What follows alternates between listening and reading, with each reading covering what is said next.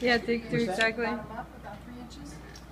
Something like that, yeah. And again, I'm just kind of, yeah, so 6 feet from the left to the outside, the inside one. And remember, winds up being 5 feet. So 5 feet from the bottom and 6 feet from the left at half-inch scale, right? Which means 3 inches and 2.5 inches. 5 from the bottom. 6 from But the side. I really want you to understand the concept about setting it up, because you're not always going to be given start at this point. You have to like use your own eyes and like how things relate, you know, your kind of sense of proportion. So don't, you know, just do it like that. Kind of figure out how it works. So we've got the overall, and now we're just kind of doing our perimeter loop to see how that works out. And we've gotten up to the pier here, which is about 2 feet 11 1/4 inches. So we're going to go 2 feet 9, 10, 11 1/4. That's between 1 1/2, 2 feet. At that point, it comes back 3 inches. And that's why you measure these things, because both sides are not exactly the same. Bottom side was 7 and the top side was 3. And then we come up, after our 3 inches in, we're coming up 6 feet 9 inches. Okay, so you go up 6 feet 9. See what that point is. 6 feet 9, 4, 5, 6. It's right here. And then we go across. Up, you gotta plow through all the stuff that's on your board. And it's over here. Now, once I have the south and the north, I'm going to do a quick check to make sure that all these incremental dimensions added up to the proper overall, 24 feet 4 inches, right? So let's just see and cross our fingers. What did I say? 24 feet. So here's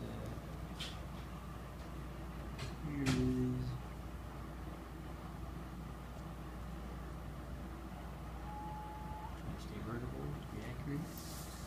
Here's 24 feet, and that seems to be pretty close to 4 inches. I'm actually more like 2.5, 3 inches, but I'm not going to worry about 1.5 inches at that scale. We're close enough, okay? So that's good. We're kind of relatively accurate. Carry on. Follow your survey plan and just carry the perimeter around. We'll go 10 feet forward to the face of the door in the wall. Make sure you're at your right scale again, that you don't mix up your scales from 1/2 to 3/8. 10 feet forward. Make sure you're like reading the proper scale. 2, 4, 6, 8, 10. Mark that. Now we're coming down south. Mark that. Strike a line. Don't have to be exactly accurate. You're going to fix it up later. And then it comes down 5 feet 1. So we'll measure 5 feet 1 on that line you just drew. Draw the line, measure the line. 5 feet 1 goes across for 9 feet 3 1/4 inches. Measure that across 9 feet 3 1/4 inches. 8, 9, 3 1/4. Boom, something like that. Now we're coming down. You can do this in one fell swoop. And that's right here. Now it's all roughly laid out. This now wants to agree with that overall dimension. 20 feet 0 3/4 inches. Let's see how close we are to that. 20 feet 2.5 inches. But again, for like 1.5 inches, not a big deal. Okay, we're close enough. So now you're like within the realm. You can proceed with a little bit more particular, which is the openings, door and window openings. Actually, we're going to get the thicknesses of the walls, okay? We only have the thickness of the outside wall and the party wall. We're going to go add the 5 inches for these walls, right? Because we measured them at the door opening, remember? We measured the jamb, 6 inches. We subtracted the throat, 1/2 inch on either side just about. Made it 5 inches for Were the the party wall and the outside wall about the same? Could be about the same. I made it like 1'3" or something. You can make it 1'6". You can make it, you know, 2 feet. How did you figure that out? Well, you don't Like, that's really just know. random, It's okay. just you just know like generally each wall is about a foot or so. Okay. You know, it could be together be 2 feet. I didn't want to show it too wide over there. You know, I want to show about half of that. So I just picked a nice looking number. So now we're going to measure 5 inches width for all of our walls and give it thickness. So that's 5 inches. You can mark them. 5 for the vertical, where the door is. 5 inches there. 5 inches for the north wall again, the segment of that north wall, right there. And then 5 inches for the room between here and the adjacent room, 304, I guess. 5 inches. 5 inches. Refract my eyes here. So now we draw the thicknesses in. This will be a lot like your AutoCAD classes, but it's more fun to construct it because you can visualize that as you're building and control it, which is kind of nice. So doing it this way will help you understand what we're doing here. All right, so now we have kind of like the thickness. So that wall continues there a little bit. Sorry, tore it up. So you show a little bit of the extension, goes past here a little bit. Goes out. That can go past a little bit more because it's the next room. This could go past here a little bit more. It's the next room in a series. This is to here. This is the exterior wall. So we're kind of blocked out there. All right. Now we can show door and windows. Add in that next layer of information. You're always going from general to specific. So go back to the openings. We have in this wall 6 inches and then 3 feet. So we'll just measure that at the half scale. Roll the 6 inches and then the 3 feet. 3. Got that opening. You can begin to punch up the line weight if you like a little bit because you're there a little bit more permanently. We're going to just get the rough openings in of the wall here, which is 8 1/4 inches and then 3 feet 4.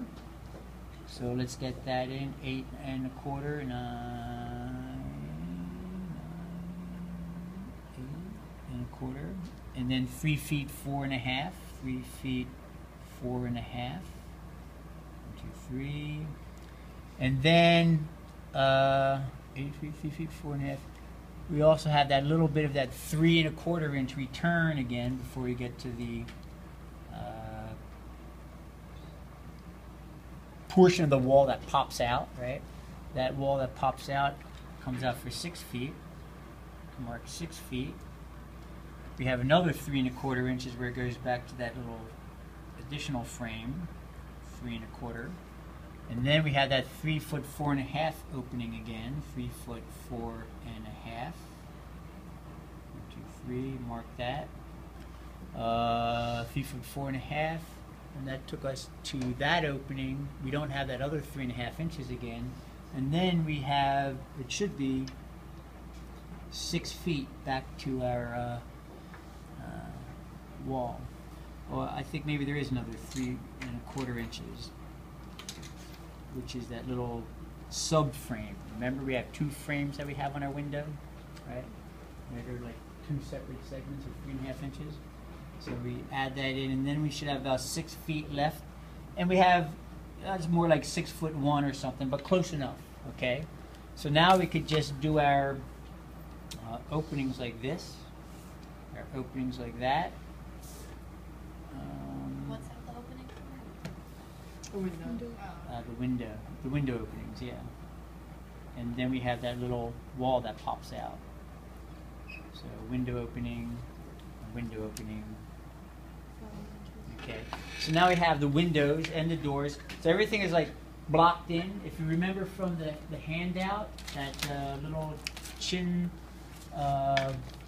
floor plan handout, what we've done is this technique where we've gone from, remember this handout here, architectural graphics, remember there's that double page spread kind of shows you how to approach a drawing, where you take it from your, you know, your layout, your just general overall dimension.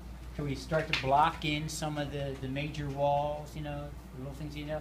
Then the next step is what we've just done here, is start to locate windows and doors and stairs and little elements.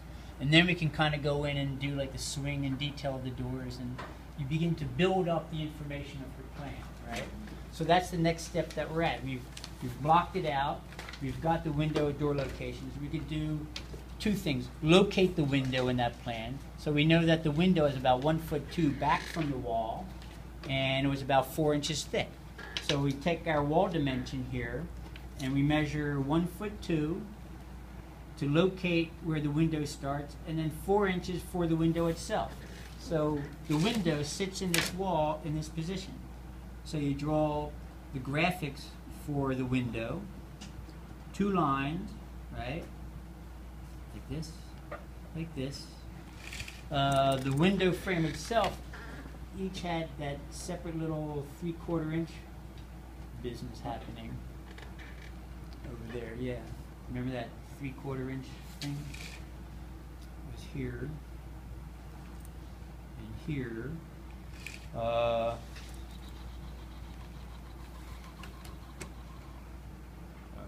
How thick did you make those windows?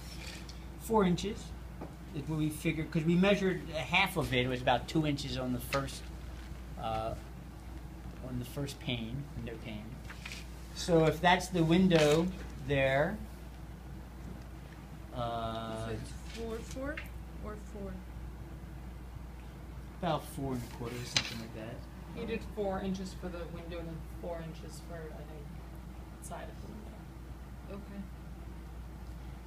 So we show the frame, there's an extra frame, and then we'll just like draw that line in the middle that shows the glass. So the windows wind up looking something like that, you know, roughly. And that's the position of the windows in the wall, right? Oh yes, this wall down here comes out 5 inches from the front. Remember that south wall came right across, but then the wall between the two windows came out further, an extra 5 inches. That's that little 5 inch. So we should add in that little 5 inches there, and that'll give us a little bit of the detail of the finishing of that. So that's the way that goes, and it's just lightly framed in now, right? So we got the windows. We'll add the door. Remember, the trick with the door is compass or template, right? I like to use a compass generally to construct things, but if you only have a template, you have to make sure that, say for instance, the door swing, remember we said was a full circle, but you're only drawing a quarter of the circle for the sweep, and the center of the circle is where the hinge of the door is, right? So if you know you have a 3-foot door, right, that is a 6-foot diameter. That's a 3-foot radius, right? 6-foot diameter. At half-inch scale, a 3-inch circle will give us a 3-foot radius, right? So if you draw the center line of the circle lined up with the face of the wall where the door sits in, and then the hinge is where the door is, right? You see it lines up there. Then you could just draw your 90-degree arc like that, and then you could draw your door panel into the arc, right? You don't even have to measure it, right? And you draw that from the inside corner of the door opening like that, and you just draw it about 1 3/4 thick, almost 2 inches. You know, you can measure it, you can just draw 2 lines like that to show the door panel, right? If you were to measure that, that should be roughly 2 inches, 1 3/4, which is what that is. So you can measure it if you like. And then you pretty much have your door swing and your door drawn, right? So we've got doors and windows, right? Now you're going to go in and do the rest. What else do we have to do? I want to kind of set up your drawing of the title, right? How to lay out the title from this. You have your north arrow, your graphic scale, your title, and so forth. So we said right about here is where we'll put our title. You want to like left justify it. If you read in the book, there's a lot of right justification. That's fine. You can do it from that side. But I find it's better to do your bubble over here, your drawing number, draw your title over here, have your north arrow and graphic scale all like in a nice little bar lined up below your drawing. Lined up. 3/4 from the bottom. Well, that's about how we did lay it out, only because we arrived at that drawing. for this particular drawing, Yeah. yes. So here's our center line. So we know above that we have our title, which is 1/4 inch lettering, right? So there's 1/4 inch lettering here, 2, 4. We've got 1/8 of an inch, and then we have 1/8 of an inch. Like that. So this is what's going to say survey plan, survey floor plan, room 303. And then here's where it's going to say scale, 1/2 inch equals a foot. Right? So you're drawing the guidelines for that. We're going to give our drawing number bubble out of a template and just find a center line where the circle encompasses all of our lettering, right? So it looks like if you put the center there, maybe 3/4 or 7/8. Yeah, 3/4 could work. So a 3/4 inch circle diameter, right? Leave enough room for it to have the top and the bottom. Draw your bubble. Divide the line for numerator, denominator, you know, wherever that goes, somewhere here. And then here is where you're going to write the drawing number, which is drawing number 1, and the sheet number 3, right? Can go like that. And then you line up, it's going to say, survey floor plan, room 303, scale 1/2 inch equals a foot. That'll take us to about here, say. Now we also want to have our north arrow, right? So I kind of like that bar to line up, and we can right justify the north arrow.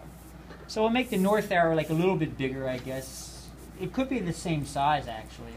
I might just enhance it a little bit more so that it has, you know, some more meaning or something like that. Can't get it to fit, I'm going to have to go on the underside. I want to line up my center lines with that so that they fit, right? So they're kind of lined up somehow. So it's right about here, but now I want to get my, I want to figure out where it ends, and I guess it's going to end somewhere at this line, so I can get it to line up. So the center line and the end line, and then we draw the circle that will contain my north arrow, and it'll be like this. So you draw the circle, right, and you have your quarter points. The best north arrows are the north arrows that are very like clear about where north is. Sometimes you see like equilateral triangle that says north, right? But that doesn't work so well because it could be north this way, it could be north that way, or it could be north this way. I just like to have the 45-degree arrowhead inscribed within a circle. So you take the middle point, 45 degrees this way to the center, flip it around 45 degrees that way to the center, right? Split the difference in the middle, and you get your vertical lines, right? And then that becomes your north arrow. Are you using a 3 1/4 inch circle for that too? I used a slightly larger circle. I made it a little bit bigger. You could use 3. I made it 7/8. You know, just I want it to be a little bit bigger. Because I like north arrows. You should have some sort of a prominence, you know. So that worked out in scale. To do. You can read in the book, you'll see different kinds of north arrows. Go into graphic standards. There's like different offices that have different styles of north arrows, right? You can play with them, but you just want to make sure that it's clear, right? Like that kind of at a glance lets you know, well, there's north, right? So you could write north like that, you know, 1/4 inch high or whatever. And if you want to indicate the difference of plan north from true north, right? You can do that that true north arrow, which is a 30 degree off the center line, right? For Manhattan, anyway. So if you did the true north, you can ascribe some kind of line here, right through the center, and you just like make some fancy kind of business like this that goes something like that.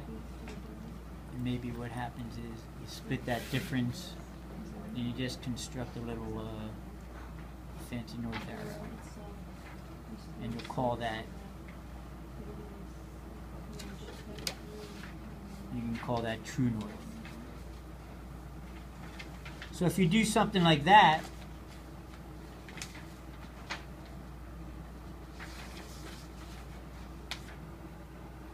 what you would do is you would write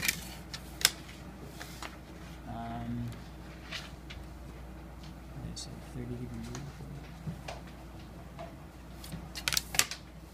So it has to go under? True north? Should go under, or is just It could go like a under. design, whatever. It could go on. It could be because like the real north will obscure it, you know. But here's where you would like perpendicular to that. You might write true north.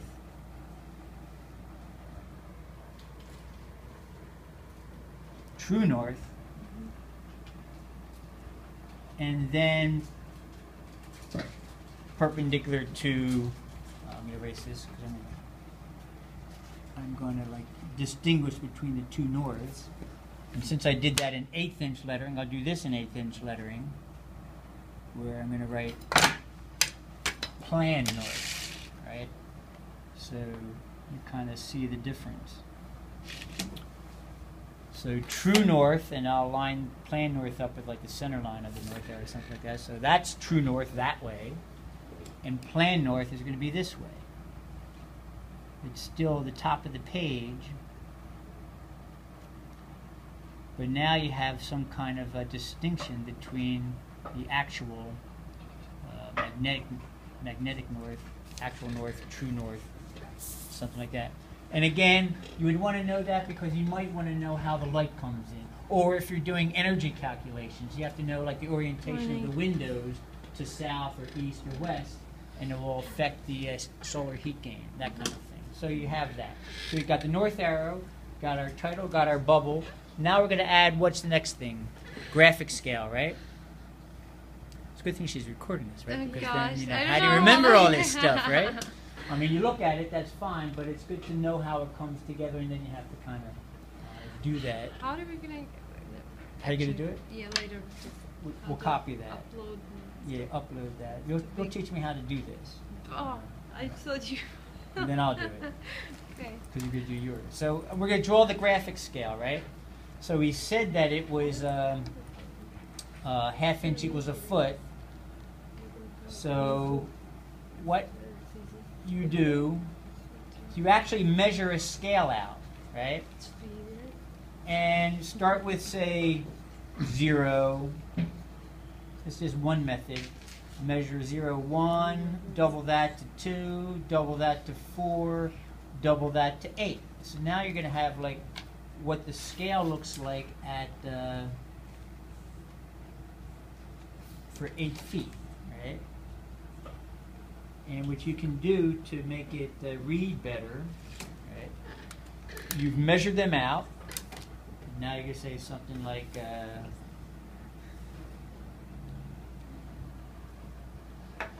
0, there's 1, there's 2, there's 4, and here's 8.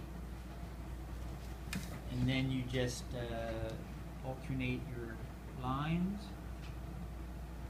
like that.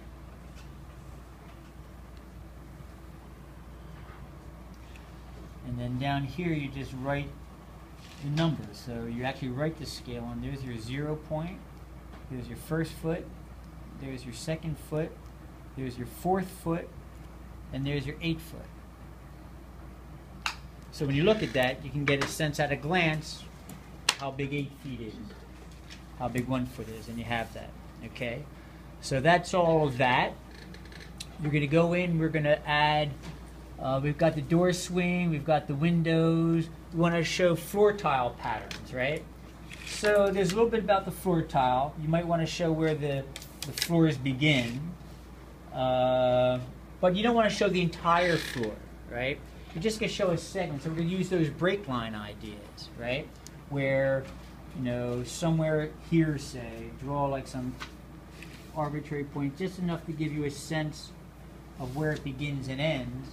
And that's kind of like your break line, right? Saying that that pattern would really continue, but you're just showing it to here. So you measure somewhere wherever that starting point is, right? And these are like 1 foot tiles. So if you, you know, the best way to get the starting point of a floor tile is it looks like the floor tile starts right where this corner is, right? So it's 1 foot this way and 1 foot that way. So we can start our grid right at the corner of this wall, and that will be how the floor tiles go, right? So start 2.5 on the top, and then this I just line. take an arbitrary Or it doesn't line. matter. Just take an arbitrary line somewhere that Okay. shows a little bit that this is where the tile is, and it goes all throughout, but you're not drawing everything.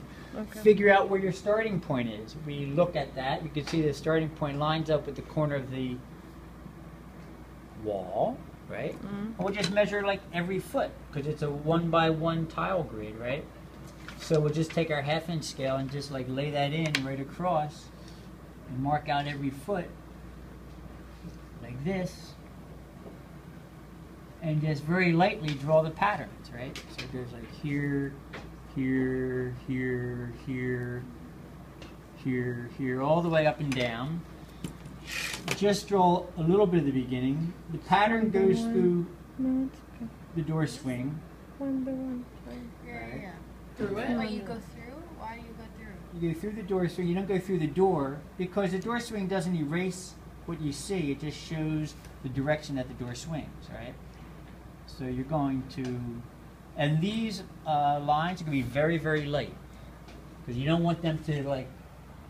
You're going to keep them light. You're going to keep them very light. Yeah, that's the starting point. That's the foot each way, and then we go a foot each way this way, right? So just pick that foot up here. 1 foot, 1 foot, 1 foot, foot, foot. Like that. And just kind of get, sometimes what you do is you don't even have to draw a line, you just kind of fade it out. You know, it could be something like this. And that shows like the floor tile pattern, right? Where it starts. When you do your line work, obviously your walls are going to punch out way more than the floor tile pattern. Like this is going to become your wall, like this, right? And that actually goes across there, right? So you have that kind of line work differentiation. So we got the pattern. What's the next thing we're going to do? Let's try to figure out just roughly our dimension lines, right? Overall, we'll have 2 dimension lines for here to give us the overall and the window. Obviously, what I should have done, I didn't think ahead. I should have moved this over a little bit more because now I'm going to run into my overall dimension. So I need 2 dimension lines.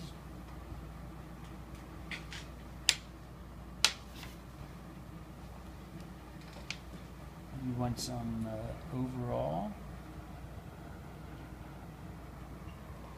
and the breaks, something like this. So it's going to be something like this. Messed up my beautiful little true north arrow. I'm going to have to like redraw that. Or do something, I don't know what I'll do.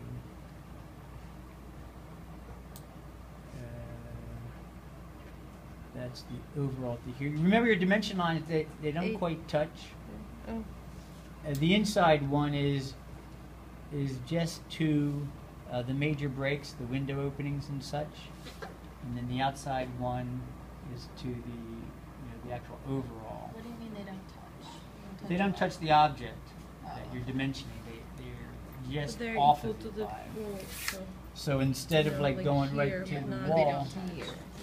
Yeah. yeah. Is there a racing shield? Here we go. So Eraser? Right here. yeah, Oh, yeah, that. okay. So take your racing shield if your lines are like right up to it, make sure they stop short by, one of these lines, and just erase the part that would normally touch the windows or the walls, so it is back from it, and it won't confuse you with the construction of the plan, right?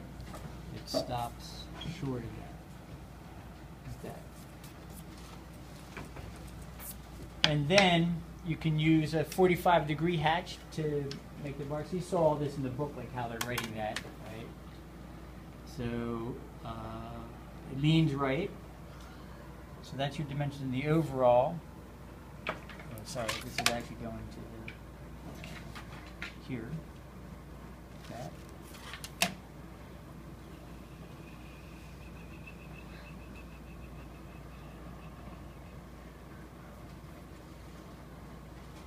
That. And like that. You don't have to show all that extra dimensions about like the thickness of everything else. You just can get the rough openings to here and then to here. So what I really should have done is should have taken that north arrow and put it over here a little bit, and then I'd have that true.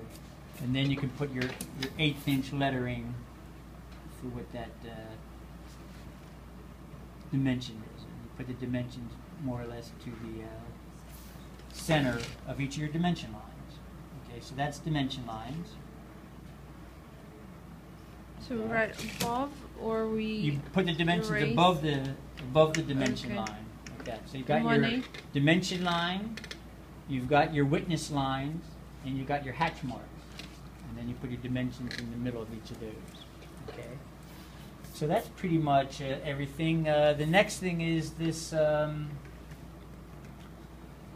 Show the elevation and reference markers. You know how to do that. You'll put them in. You'll locate the.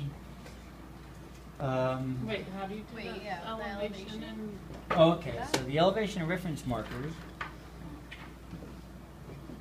is you look at the view that you're taking. Let me like punch up this wall a little bit of line weight here.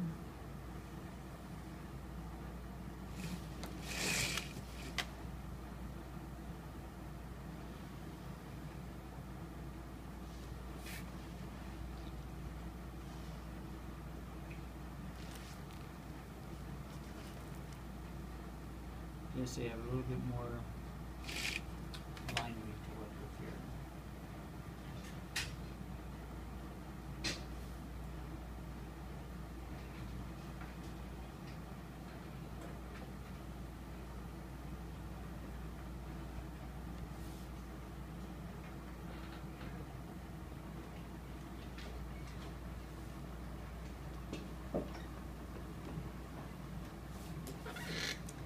So there's going to be, the next drawing is going to have a elevation of the east wall, right? So we're going to get it from here and here together. So we're going to show elevation reference marker, probably about a 1/2" diameter, right? Something like that. Somewhere in the middle. Imagine as if you're standing there, right? So it's got to be behind here as much as possible. 1/2" diameter. Draw a circle, right? Put a denominator, numerator in there. And then take a 45-degree line and draw the arrow the direction the elevation is looking. So you take your 45 and just draw the arrow tangent to the circle, right?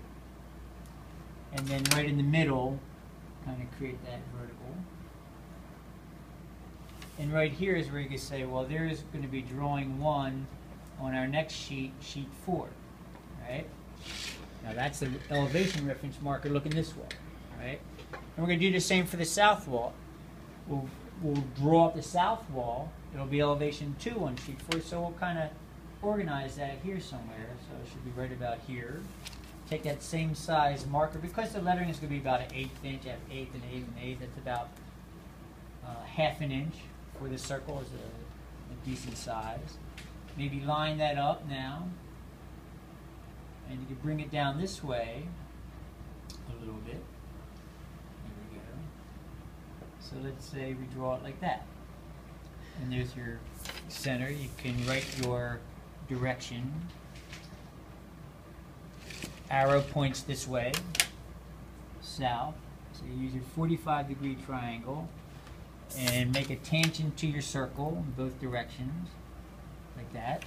Now it's looking south. And that's going to be elevation 2 on sheet 4. And you would use your guidelines. Measure 1/8 an inch, so use 1/8 inch letters. I just like eyed it, but you can kind of measure 1/8 an inch so they're consistently high, right?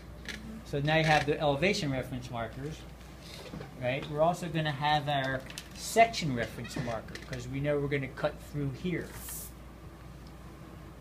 Let's see how our section reference marker will look. The center is here. We have our same 1/2 inch circle, and we want it to cut through the wall, right? So we look at a spot right about here where it's going to cut through the wall. Draw a circle between the two dimension lines. Goes this way. Now a section reference marker has a line connected to it. It's not free floating like these guys are, and the triangle is generally filled because it's like pochade.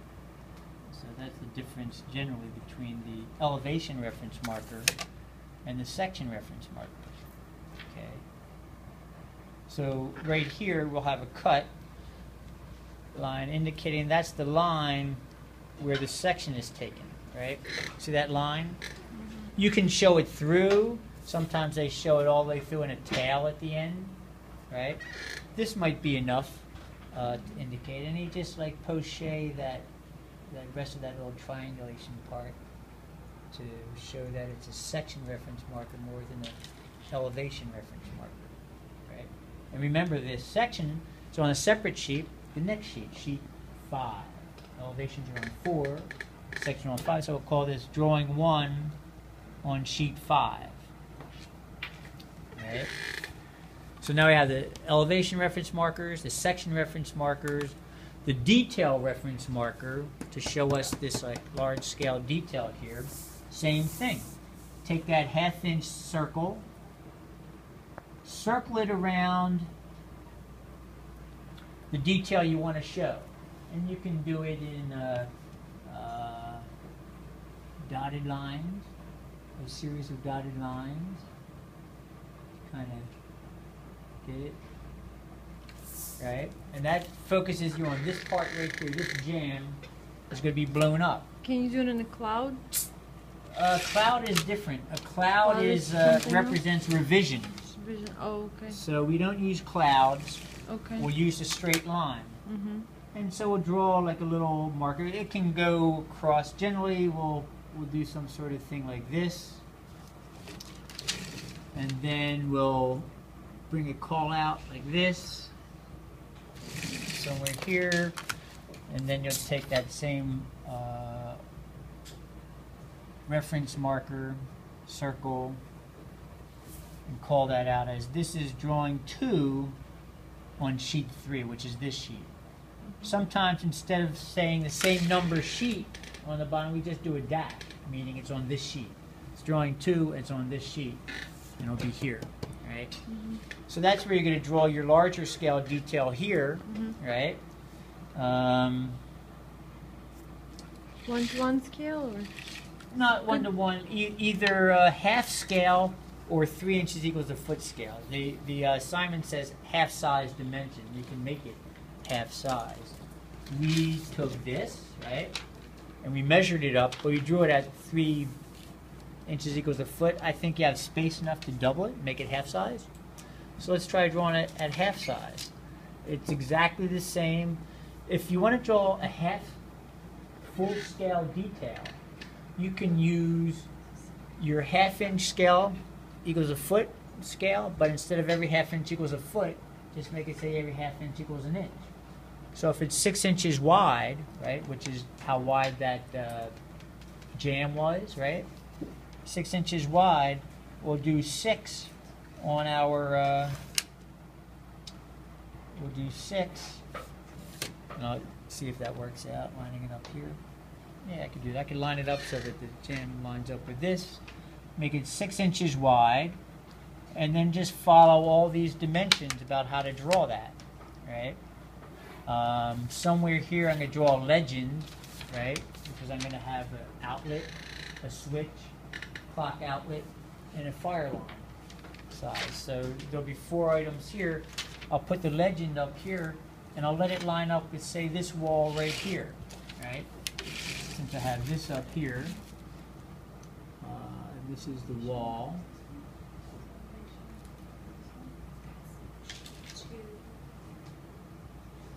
I'll use that somewhere to write my legend, right? So you're kind of putting everything together. If this is going to be the drawing, maybe here is where I'll put my legend. Like that, right? Legend, drawing, title. So the legend should be about a 1/4 inch letters.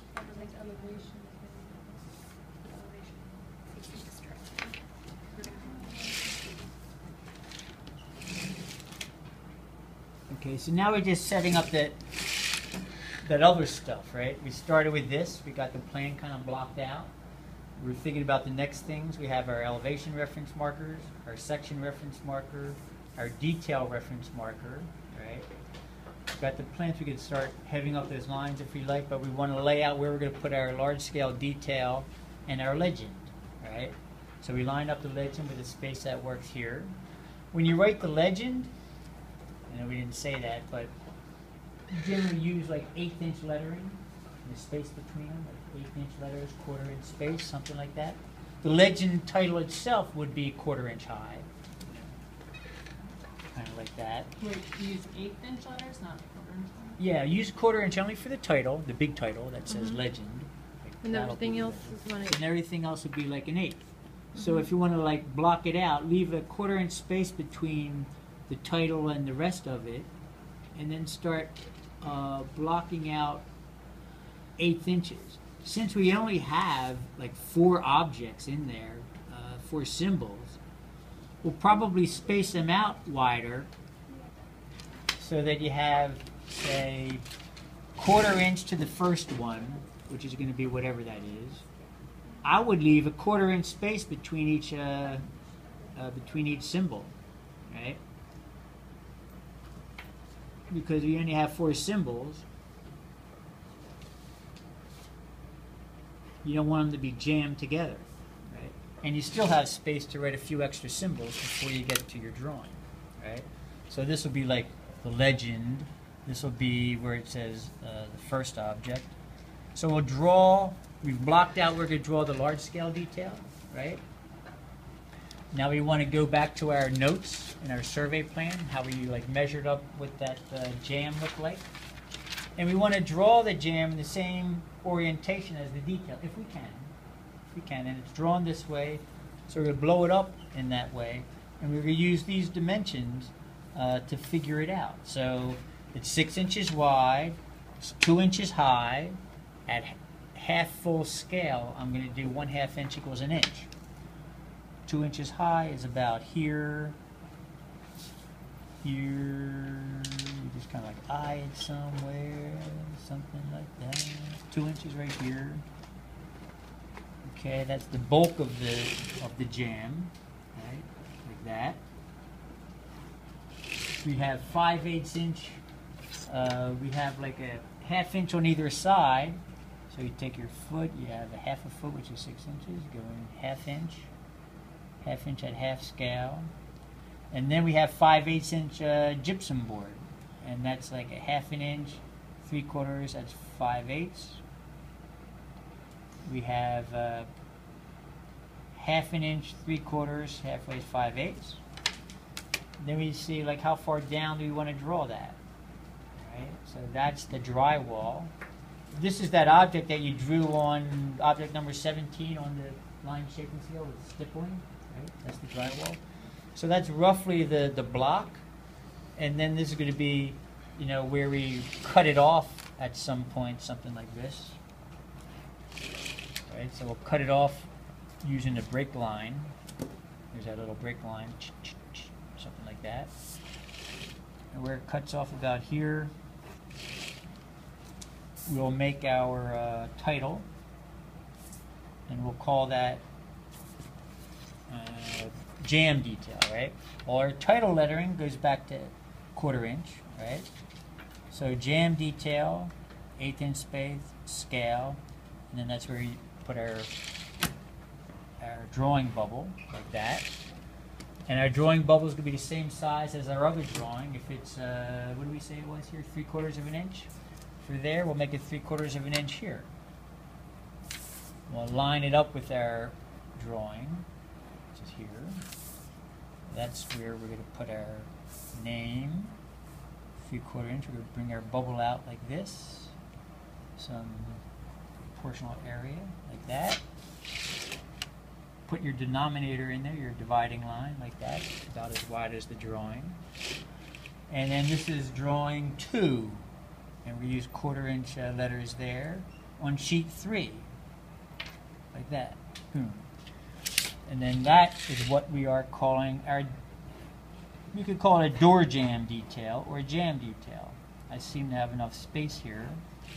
I could write door jam detail. So, right, door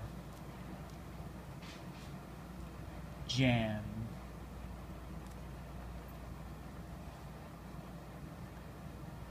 detail.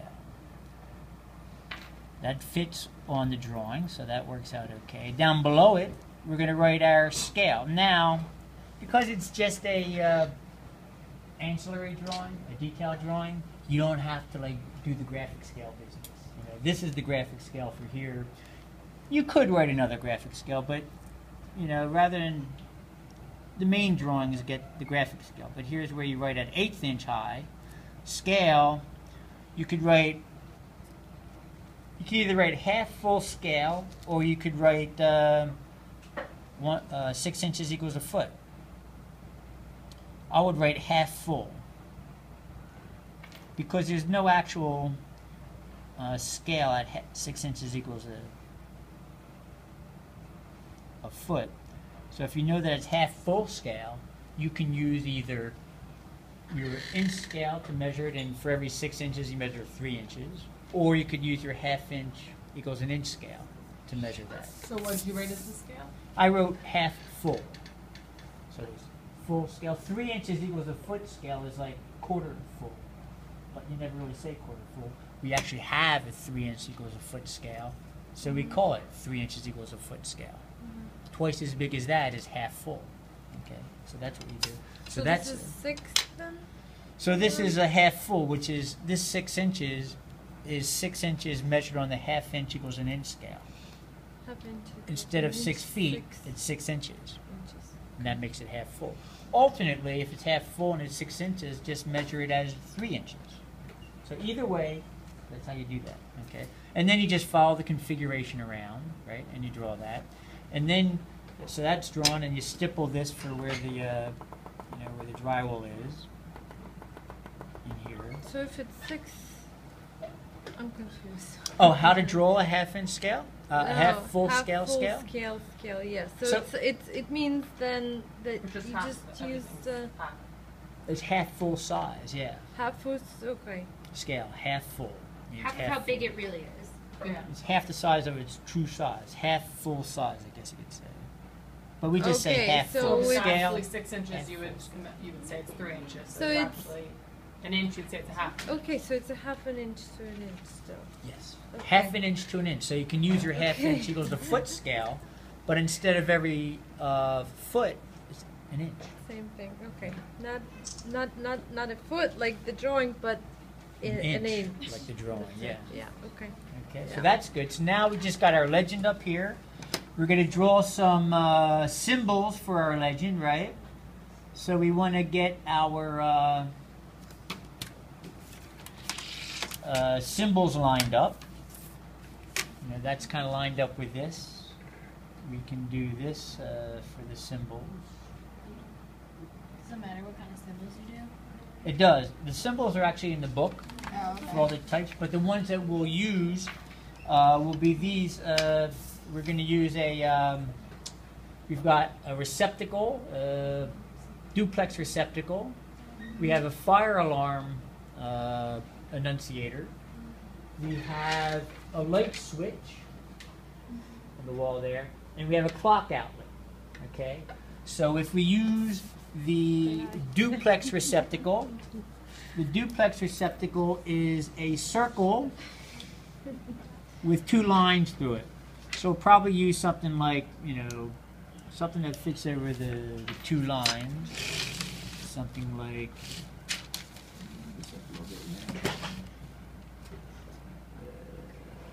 that. It's a duplex receptacle. It's an outlet, yeah. So that would be the outlet.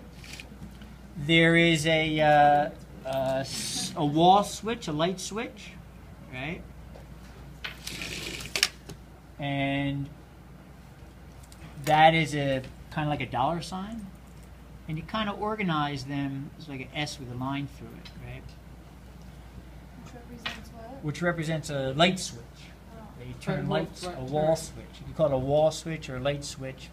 You'll see all these symbols in the floor plan chapter of the reading, and you use, you know, the ones that are appropriate. For something like a fire alarm, what you do is you kind of draw a little bit of line of the wall, and then you draw a box, and you can use your general purpose template for that. The size of the box, if you like. Can I open this up and use this? Yeah. So that's the duplex receptacle. This is a wall switch or a light switch. And then you find a little box. Scary, I know. There's a lot of stuff all of a sudden at the last minute. But you draw a little box for these other little devices like that. And to show that it's wall mounted, you put it on that little line with a switch, and then you write a script in it, FA. FA means fire alarm, right? And then for the clock outlet, that recessed clock outlet over here, right? You have to get the circle, about the same size as that. Also into the wall, like that. And we give it a little C for clock outlet. You want to use this clock? Right next to me. That clock. It's an But not outlet, this one. not an actual clock. Yeah, see that's a battery operated, and that's got nothing but like a nail on it, right? But that's wired for a hardwired clock, which is like the normal way to do it, right? So then, you know, once you write these things, then in here is where you write at 1/8 inch high. You could write duplex receptacle. Use 1/8 inch letters, makes sense, right? For little notes like that, duplex receptacle. And then a light switch or wall switch. Either way, there's like always different terms. Light switch. You line them up so you can see what they are, or kind of organize them. Call that a fire alarm. Keep it a space between the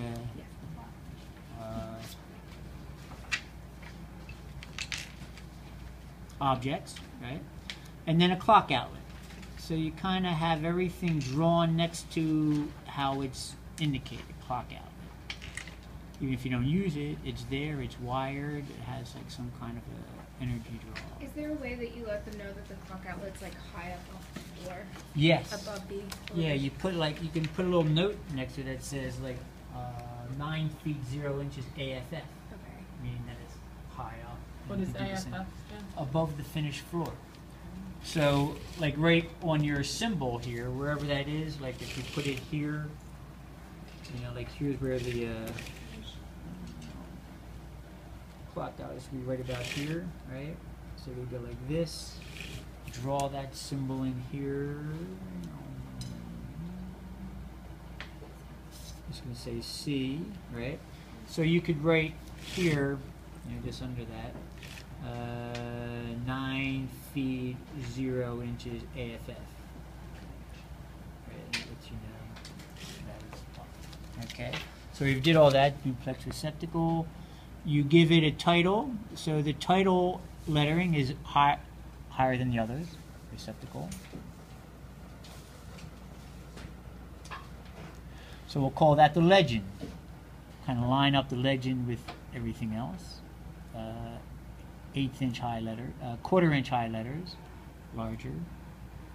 Now, if I was like really careful and taking more time, I would like maybe put a piece of paper under here so I don't get my hand resting on it and stuff. And I might separate that out like this with another line, something like that. Maybe I'll use like a, a double understrip just to kind of separate that. Can you box that in or no? You can box it in It's too. up to us, right? The thing about boxing it in, it limits you. Then Right. you can't add it. Right. You know. So if you added other things, you can go down to a certain extent. Maybe if I was really thinking, I would have increased this space as well. But it's all graphic design, right? So now you got everything laid out. You just add your dimension lines here, Then you go into the poche. Remember, I'm telling you about that poche technique, where if you want to take Graph paper. the graph paper like this, right? And let's say, so our wall are heavied up like this. Remember, it's not heavy at the sill, it's only heavy at the wall, right? And you can figure out some spot where this just stops and you can do that break line business again. So this comes out to here, right? And this goes up to here. Right, and this pops out here a little bit more. Bring that out to there. Bring this out to here. Right, you could just let it bleed off, or you can do like this kind of thing where it goes. That's the break line, right? It continues, but you just stop it here. Now, if you wanted all this to be poché, because it's like so much white space, and you really want to have it pop out more, right? If the lines are dark enough, it should be okay, be readable, but we're going to have dimension lines, and they may all start to blend together. This idea of poché as a hatch, or stippling, or a shading, a toning, there's many different ways to do it. Take an underlayment like this, your grid paper, line it up with a 45-degree line, right? Line up your grid with your 45 somewhere where it begins to line up now. And then you can take your tape, thank you very much, Ali, appreciate that. Put it on some piece of paper where it's not going to shift, right? Like that. And then you can just take, follow each line, Don't make the line so dark, but at least you're going to have a nice consistent spacing for all of these hatches, right? And you want to try to have like an even line weight, but that will give you some sort of consistency and makes it easier. You don't have to spend the time to actually space them out. You don't have to necessarily rip your hair out of trying to get these things to line up perfectly just by eye, right? And they're all going to be, well spaced, if your eyes can handle it. At a certain point, at an 8 scale like this, you just kind of go crazy. But give yourself a break every now and then. Change the light.